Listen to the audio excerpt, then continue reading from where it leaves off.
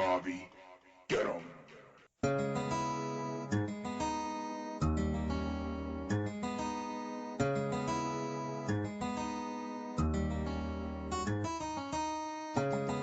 It's a Brave Talk Radio exclusive here on TonyMHale.com. So let's join the conversation. It's already in progress with author Colin Tate, Latanya Worsham, and yours truly, Tony Imahale. Tony Imahale, I am so blessed and so honored to have with me today Latanya Worsham of the Take It to the Max Radio Network. Hello, Latanya Worsham. Let's take it to the max. Hello. We're ready to max it out today. Yes, we are. And we also have Colin Tate, who is the author of this really enlightening anthology of Is This Your Man? Welcome, Colin. Thank you, ladies. Thank you for having me again. Thank you for being here because the information that you've been sharing, this wisdom and this insight, is definitely such needed information for times such as this where it is very hard for people to establish, maintain, and sustain healthy relationships. So we thank you. Before we go further, I want to be sure that people know how they can get in touch with you and how they can get their hands a hold to this book. Okay. You can contact me through my website. It's simply isthisyourman.com. The book is available on Amazon.com, Kindle, Nook, and on iTunes. And if you have more free questions or need more questions about relationship advice, you can subscribe on my website at isthisyourman.com for relationship advice.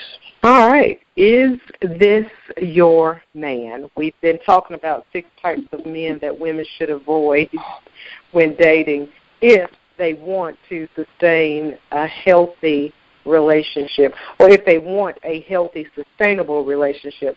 Colin, what about those women out there that focus or their objective is not to get a sustainable relationship? They just want to be in a relationship. Well, I mean, there are plenty of men that can fill that role for you all day long. So this book makes I always joke with women at work, and I tell them, I said, if you women can get sex anytime they want to. I mean, you two ladies, I've seen your pictures. You're lovely ladies. If you went out somewhere in Charlotte to the gas station and propositioned a man, and if he knew this wasn't a joke, if he knew this wasn't some type of setup, he'll be right for it, right then, right there. So if women are looking for that type of casual relationship, they have no problem finding that without any issue. Amazing. Sadly, these days you do have some women who are out there just for that because they don't want the commitment. They don't want the hard work that goes into maintaining and being able to sustain a healthy relationship. And some of the things that we've been talking about has really been geared toward the men and the different character traits that these men who are not necessarily a good fit for healthy relationships are. But there are some women that are out there that have these same types of traits and characteristics. But we will say that for a future broadcast. But for now, we're talking about the man. For now, we're talking about the man. And the epicenter, I think, of this discussion, and Colin, you hit the nail on the head right in our very first conversation when you said that, women should listen to what a man does and not what he says, because at the end of the day, it's all about decision. He makes the decision who he is going to treat right and who he's not. Absolutely. So let's talk about that. Yeah, let's talk about that decision-making process. So, it's similar to a woman in a sense. You know how women tell us that they know if they're going to probably sleep with you in the first 5 or 10 seconds. They may not sleep with you literally in 5 or 10 seconds, but they will tell that, things continue to go well and things continue to progress, that there's a chance that this could go down. With men, we determine, again, who we're going to treat right, who we're going to treat wrong. There are women who I've decided to treat wrong, and another man decided to marry. There are women that that's my wife that I married that another man may consider a jump off. So it's all relative. Like one of the things when when I talk to women sometimes, I ask them, do you know your number? And they look at me and say, what do you mean, do I know my number? Pretty much is the man you're looking for you. And I'll give you an example. I'm a black man who doesn't like the party scene. I'm pretty simple. I go to work, I come home, I relax. Even when I was single, that was my MO. Now, if I wanted a woman who was into the heavy metal scene, who was tattooed all over the place, who loved going out to parties and clubs, the question I have to ask myself, is that woman even looking for me? So you always have to make sure that you're in the right viewpoint of the person you're looking for. And when I say, do you know your number, there are a lot of women who fall in love with a fantasy. So I've seen men who date women who are not at their level, but they know because they present a certain lifestyle, they present a certain charisma, they pretty much present the dream. They know they can get these women to fall for them emotionally and have sexual interactions with them. But then the guys disappear and they're gone in no time at all. And so I had a woman here actually 20 minutes before our show who was dealing with a guy, and she was sending him, provocative pictures. And I tell every woman, if women listening to this is another key. If a man asks you for pictures or videos, that is a 99.999% chance he is not going to be around. Because let me tell you something. When we're around you all the time, guess what? We don't need pictures. See you anytime we want to. I don't ask for pictures or videos from my wife. I can see her every morning. So when we're not intended on being in the picture that long, we want something to remember you by, and we want something to brag to our friends. We need something to show. We need something to prove. So if a man is asking for pictures, you already know he is not planning to be around long. That's amazing stuff right there. Yeah, very much so. And I was thinking about the fantasy. When you mentioned the fantasy, a lot of young ladies really have that in their heads that, this is just the best thing that ever happened to them is to find that one, but they have a different idea of what the so-called relationship or possible marriage potential guy looks like, and then they're suddenly upset. I know one thing, though, that we talked about, and I want to mention that last week, and that was, Tony, when we talked about he that findeth a wife findeth a good thing and finds favor with the Lord. Well, and we had made mention how that is not necessarily, we're not saying that that's not biblically true. We're just saying the fact that women often say, I can't find that man because I'm not supposed to be finding him. So that fantasy can really mess the women up because now they're betwixt the two. They're like, then what do I do and how do I identify the right one if I can't look for him? I think one of the keys is, me and my wife talked about this yesterday about there just not enough men. And here's for women who always say that, I'm always curious when they give me their quote-unquote list, because everybody has a list. Men, women, dogs, everybody has a list of what they're looking for in their partner.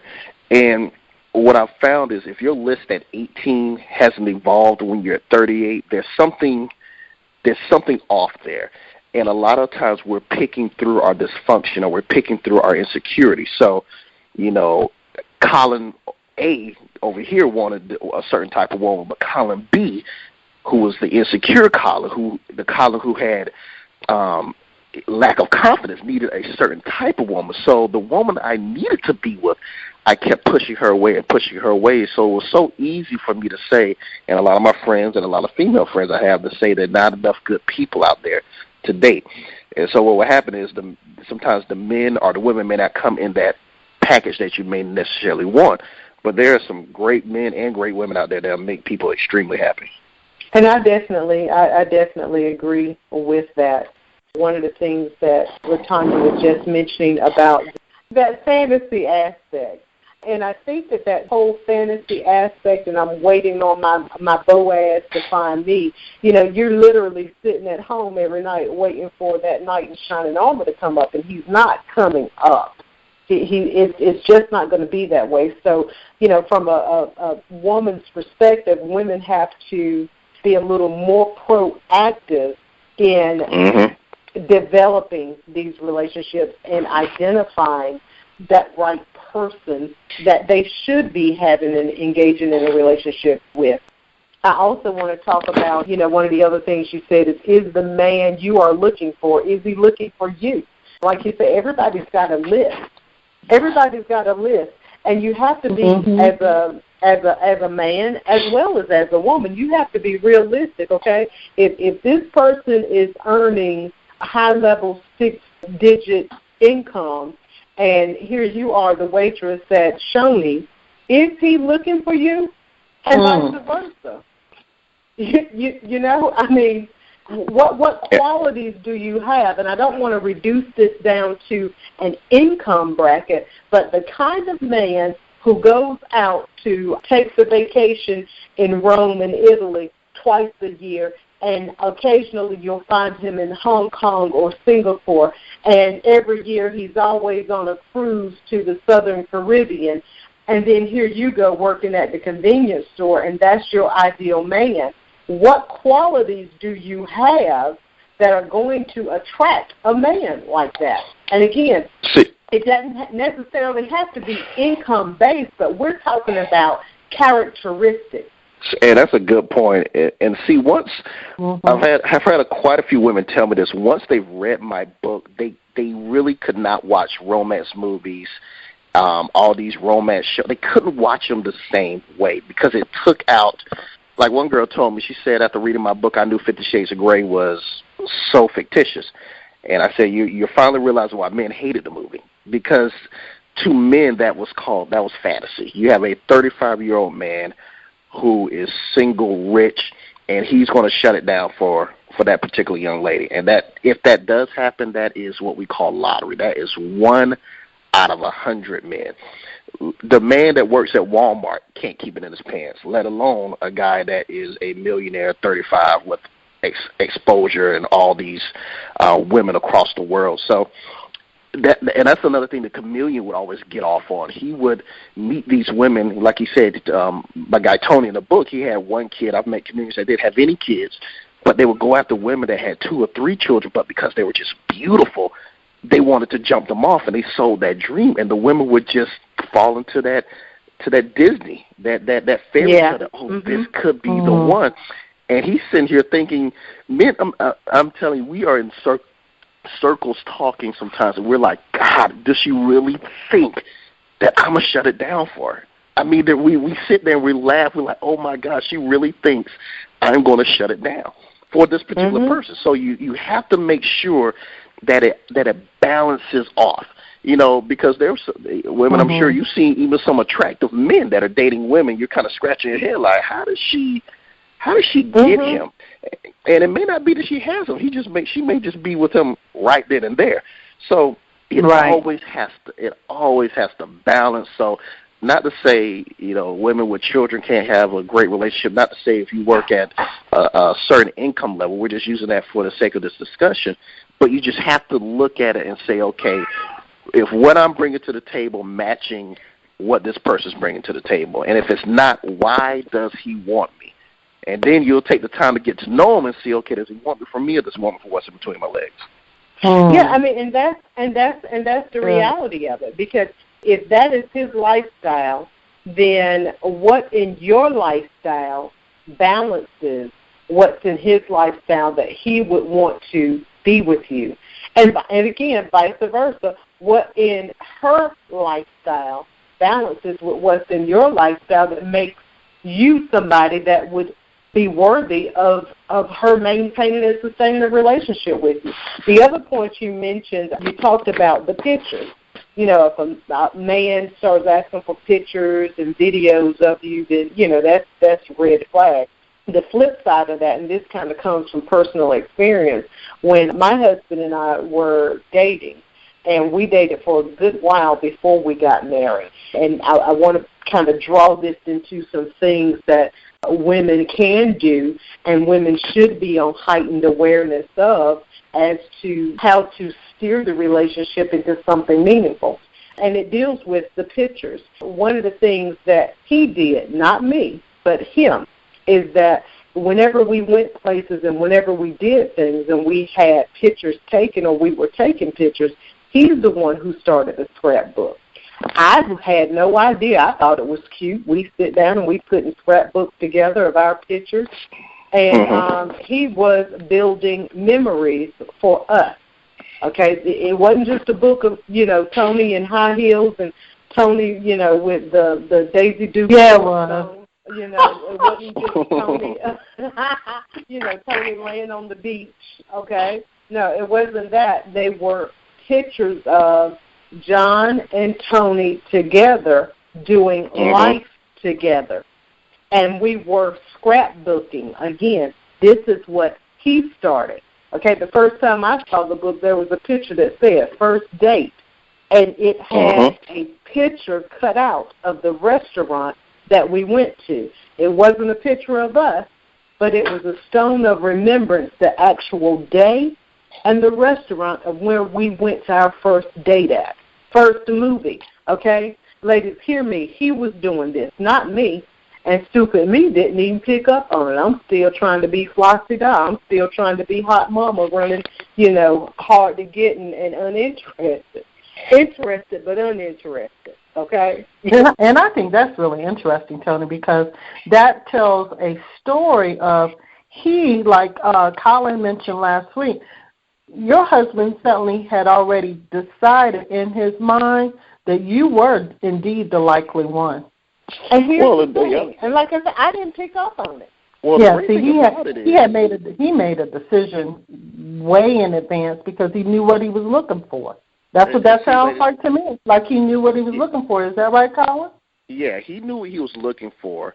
And here's the thing. Myself, we've met women before our wives that in the interim fit what we're looking for. See, we can meet a woman and put her in a girlfriend, wifey category, but through time and actions and getting to know her, we may demote her into a jump off or into somebody I'm not interested in.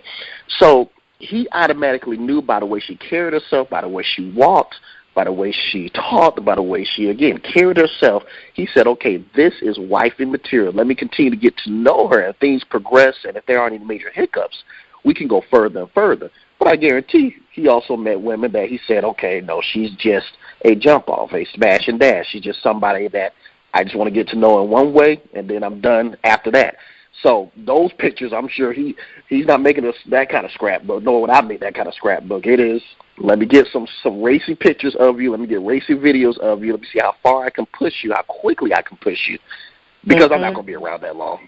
But this gentleman who ended up being your husband, he already made that decision ahead of time. But there are also some men that may have met you that said, that didn't make that decision. They automatically decided, I just want to sleep with you.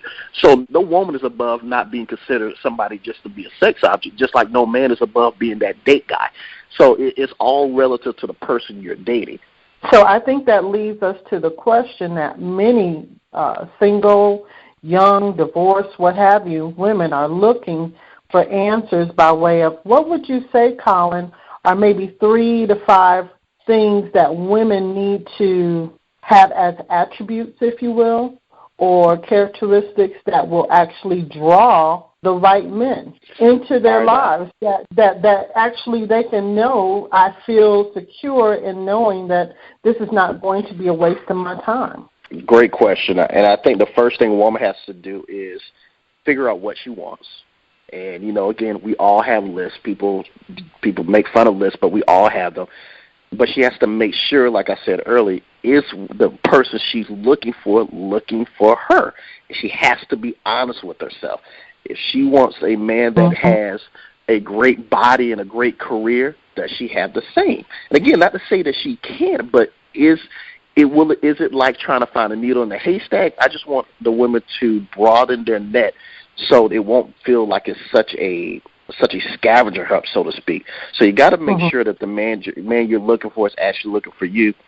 And number 2, I always say time. When a man is interested in you, it won't take long for you to realize it. And if you're getting those mixed signals mean he's playing games. 10 times out of 10, if a man is giving you mixed signals, he's playing games. He's not going to give Beyonce mixed signals. He's not going to give Shania Latham mixed signals. You know why? Because he doesn't want her to get any indication that he's not interested. So he is going to be all in every day. So if a man is not treating you like you're his Beyonce, like, again, I said before, my wife is my Beyonce. So when I met her, I was not playing around. I said, oh, my gosh, I got a beautiful woman, has her stuff together, no children at the time, and she was like it. So I wasn't going to play around with it. And the third thing, I always say follow your instincts, ignore your emotions, like I said before. Your instincts is literally God talking to you. And keep those emotions intact, and the best way to keep your emotions intact is to limit how much physical interaction you have with the guy.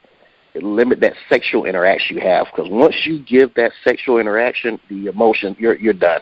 The logic goes out the window. Your emotions are tied up, and you could be in a world of trouble. And if you have sex with a guy that, the whole 90-day rule, that I agree but disagree. I think Steve did that as a parameter just to help you protect yourself. But if you sleep with a man too soon, I'm telling you, you're begging for a gamble on whether or not this guy's really serious about you or not. Absolutely. And if I might add to that, I've always told my daughter, it's very important, too, that a young man finds you where you're not always available, where you're not always accessible. If you're always available, then he knows you don't have anything better to do but spend time with him. Well, it even goes deeper than that, because if I had a friend who was just like that. She was not pick up the phone when he would call and this, that, and the other.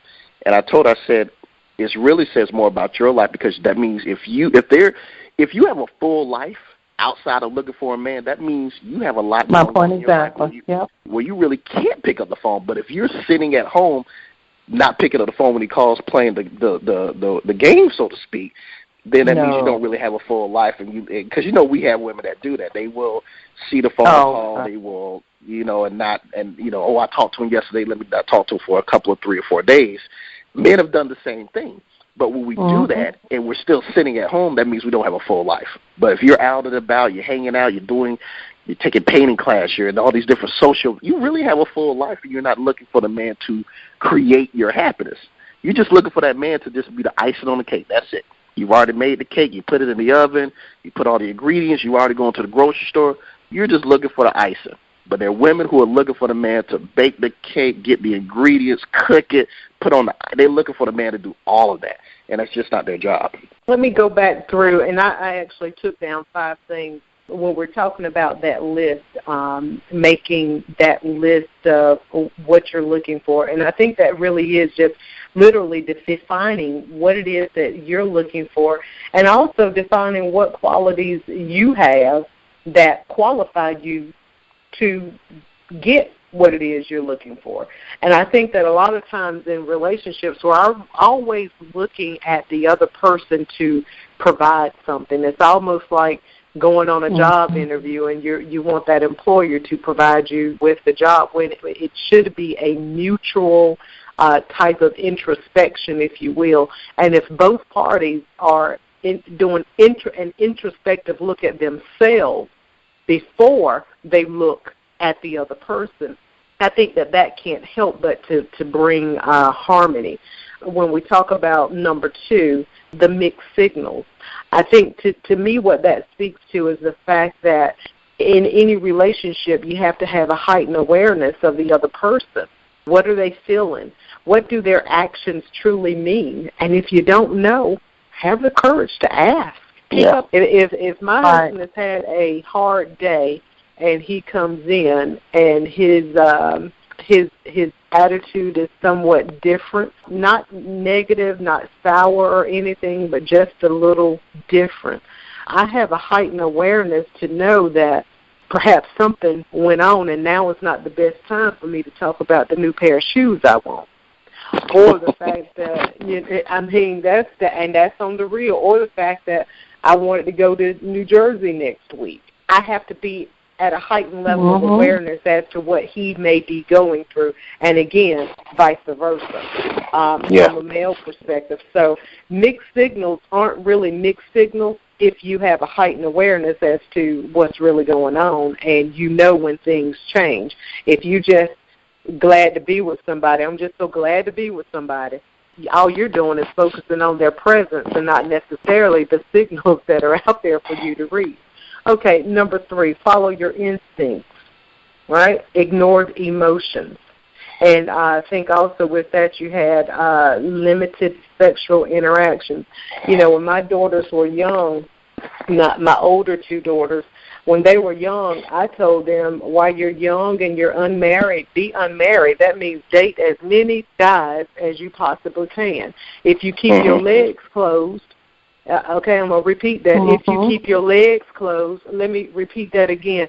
Keep your legs closed. Okay? And you don't have to worry about one guy telling another guy, or telling another guy that you have been sleeping around and that you're an easy catch. Get to know a variety of different men, types, attitudes, behaviors, the whole 9.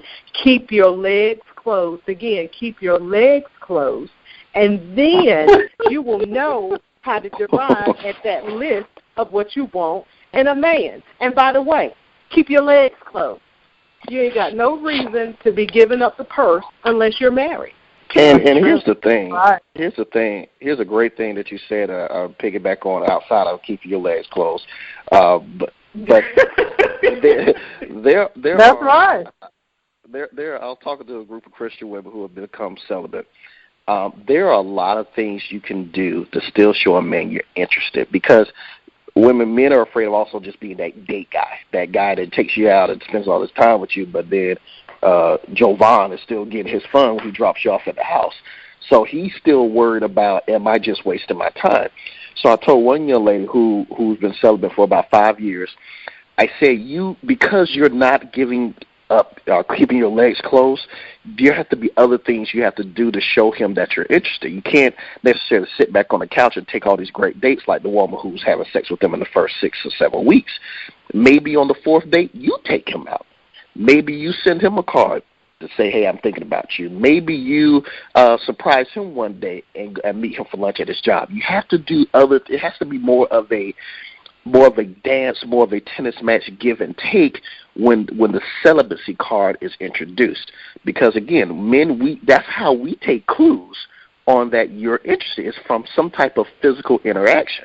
Because again, I can take my sisters out, I can take anybody out to dinner. That doesn't mean anything's going on. So I need something to still show that I'm not wasting my time. I think you're absolutely right. But when you take the sexual interaction away in a dating relationship, you now have to rely on truly building authentic and real intimacy. And that intimacy comes from both parties giving and both parties taking. We're talking time, touch. We're talking all of that combined in one, and that it's quality time and touch together. Okay? Expectations. I mean, this is now what we have moved from just dating, okay, if we're serious, because I ain't going to be dealing with no mixed signals. I'm going to see if you really want to build an intimate relationship with me that's going to wind up in marriage, because that's what this book is all about, healthy, sustainable relationships that could lead to marriage. If you take the distraction out of it and truly build that relationship based on friendship and intimacy from the start, okay? Because if it's truly for you, if that person is truly for you and vice versa, then building intimacy is going to be a fun thing. And, you might have an itch every now and again, but you'll find a way to satisfy it. Yeah. And another thing, if you are celibate, do not go after men who are not on that same walk with you. It is easier to nail Jell-O to the wall than to try to. It's like this. If you met a man on Sunday, but he had sex on Thursday, he's not going to stop having sex just because he met you. The best thing you can expect is he's going to still sleep with other women. He's just going to lie to you about it. That's the best thing you can expect. So I have women across the globe reach out to me on Twitter and ask me, I can't find a good man. I'm celibate for this many years. And I always ask them, where are you looking for the guys? You know, they're looking for them for the same place the girl who's having sex every other day is looking for him. And it's like a needle in a haystack. If he is not already on that journey with you, just because he met you is not going to make him start. He has to have already been on that walk before you came into the picture. Yeah, because, the main thing that I hear a lot of single women say is they're just so tired of the games, but I tell them, all the time, like we discussed yesterday, you don't have a problem. You just hate the fact that you got to go through the process. But the process is a good thing because it alleviates and eliminates all this extra that you're going to have to deal with in the long term. And that is true. Going back to the statement Colin made about the man, if he's not on that journey, he's not going to go on that journey just because he met you. And I think oftentimes, and there is actually a scripture in the Bible that talks about a husband being won over by the wife by her conduct. If the man sees enough quality in you and that you truly are wife material, I have the faith that he will walk that journey with you because you're walking towards something together, okay? And if he can't wait and if he really thinks that you are the one, then you're at the altar in 2 months as opposed to 8 years. Exactly. I mean, that's the thing. So as you begin to develop that intimacy together, if you really are the one, and he's made that decision in his mind, and he knows that your celibacy is important to you, okay, because now he knows that you ain't been giving his cookie to nobody else, and that it is truly his. So he doesn't have a problem committing to that because now this is something that he can call his. I mean, and you can listen to the comedians. Every time you get one of them little foul-mouthed comedians on stage, the only thing when they start gyrating and acting like they're having sex is, whose stuff is this? Who's call me daddy? Okay, so that's important. Right. Vitally important. That's important. That's why adultery breaks up marriages even quicker when a woman. When a woman breaks the vow than a man, because a man don't want nobody in his stuff. Okay? Right. It's possession. Well, not only that, again, we're not equipped to handle what we put you guys through. So that's number one. Men cannot deal with the same amount of stress we put y'all through. But to piggyback on what you just said about him waiting, I can only go through my experiences and with my interaction with all these men. There may be, I would say, out of 60 men who I've encountered, or maybe 65, who've interviewed, who met celibate women when they were already having sex. I'm going to say I've met maybe two that started and say, you know what, I'm going to do it with her. The others either stopped or the others either said, I'm going to respect what she wants to do. I'm not going to push her. But I'm still going to sleep with other women until I know enough about her to see if she's even worth me even trying this. So if a man just stops on a dime because he met you today and he's been having sex for the last 3 months and he stops on a dime, to me that's the lottery. That is truly lotto. Most men are going to still do what they want to do because they don't know you either. They don't know if you're worth shutting it completely down. They don't know if she's lying too. They don't know if she's lying. No. They don't know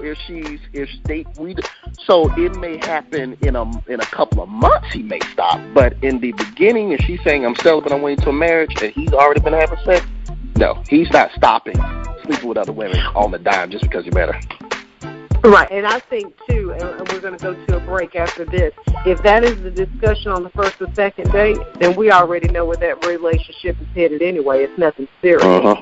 So relationships are a process and they do take time. But from the moment that relationship gets serious, and there has been no discussion of sex, because back in my day, sex wasn't nothing you talked about. It was something that kind of happened over the process of time. We'll go to a break. We'll be right back. We'll wrap this up and give you some nuggets to take with you. Stay with us. We'll be right back. You are listening to Brave Talk Radio at TonyMHale.com.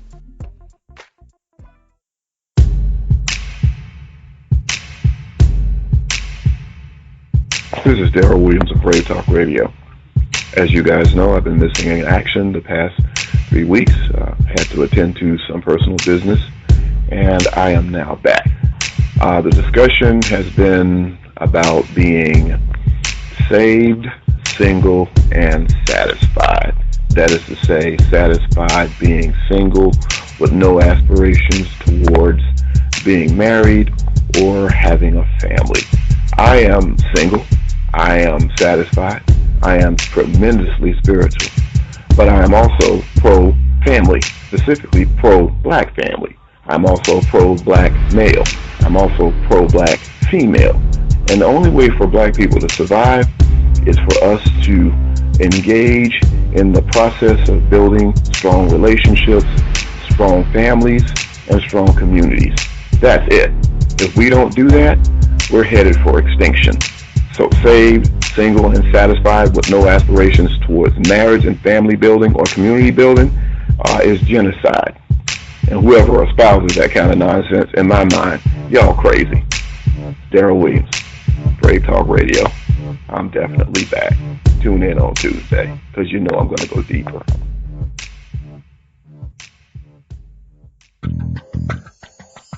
Today's broadcast has been brought to you by Next Level Plus Project Management and Business Consultants. Learn more about how Next Level Plus can help you solve the right problems and seize the right opportunities by calling 704-780-2997 or visit their website at nextlevelplus.org.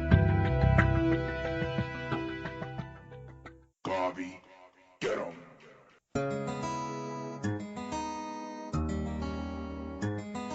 Okay, we're back, and I want to thank you for joining us for Is This Your Man segment with none other than author Colin Tate. Well, we are having some great dialogue today, and most importantly, we left off about some different tips and different things that we need to take in consideration. Young ladies, you need to take in consideration. One that stood out more than any other that Tony mentioned is, ladies, keep your legs closed.